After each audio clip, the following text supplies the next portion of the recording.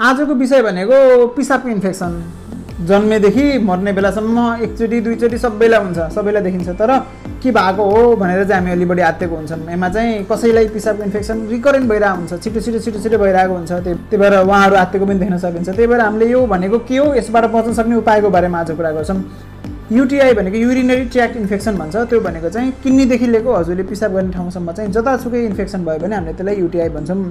यो भनेको सामान्यतः चाहिँ छोरी मान्छेहरूको केसमा चाहिँ अलिक बढी देखिन्छ। किन भन्दाखेरि उहाँको जुन बाहिरपट्टिको पिसाब फेर्ने भाग हुन्छ त्यो भनेको छोटो हुन्छ इन कम्पेरिजन टु मेल, छोरा मान्छेको सँग तुलना गर्दाखेरि। त्यो कारणले गर्दा चाहिँ छोरी मान्छेहरूलाई चाहिँ अझ बढी इन्फेक्सन देखिरहेको हुन्छ। युटिआईको कारणहरू के छ त? पहिलो कुरा भनेको चाहिँ प्रमुख कारण सरसफाइमा ध्यान नपुर्याउने, पानी कम पिउने, अनि त्यस पछाडि पिसाब लाग्यो भनेपछि पनि अलि धेरै बेर रोकेर राखिराख्ने। त्यो केसमा चाहिँ यदि प्रोस्टेट बढेको छ भने पनि पिसाबको इन्फेक्सन भइरहेको छ। अनि महिलाको केसहरूमा चाहिँ अनि उहाँहरू प्रेग्नेन्ट हुनुहुन्छ भने पिसाबको इन्फेक्सन हुने चान्स चाहिँ बढेर जान्छ।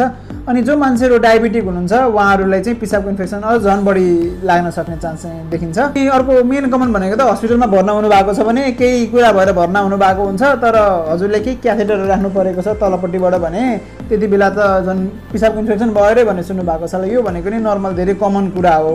पिसाबको इन्फेक्सनको प्रकारहरू पनि छ, जस्तै किडनीमा पनि इन्फेक्सन हुनसक्छ, अब ब्लाडरमा पनि इन्फेक्सन हुनसक्छ। अर्को भनेको पिसाब आउने नली जुन बाहिर युरेथ्रा भन्छौँ त्यसमा पनि इन्फेक्सन हुनसक्छ। यसको लक्षणहरू के हुन्छन् भन्दाखेरि बारम्बार पिसाब लागिराख्ने, पिसाब लाग्यो भने आफूले रोक्न चाहिँ नसक्ने, पिसाब गर्दाखेरि पोल्ने अथवा दुख्ने हुने, तल्लो भाग दुख्ने, पिसाब धमिलो अथवा दुर्गन्ध देखिने, कुनै बेलामा चाहिँ हजुरको पिसाबमा रगत पनि आउन सक्छ। यदि हजुरको किडनी समावेश भएको छ भने त्यति बेला ज्वरोहरू आउने, बमिट आउने समस्या लक्षणहरू पनि देखिन सक्छ।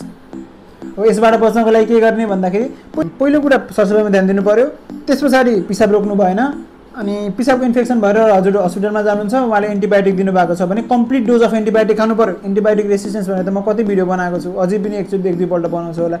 कम्प्लिट डोज अफ एन्टिबायोटिक खानै पर्यो, टन्न पानी पिउनु पर्यो। अनि यसको बारेमा चाहिँ त्यति टेन्सन लिनु भएन। यो भनेको सामान्य इन्फेक्सन हो। हजुरले यदि यसको ख्याल गर्नुभयो भने सजिलै उपचार हुन्छ। त्यही भएर यसमा नआत्तिनु होला। हजुरहरूले मैले भनेको केही लक्षणहरू देखेको छ भने हजुरले डक्टरको परामर्श लिन सक्नुहुन्छ।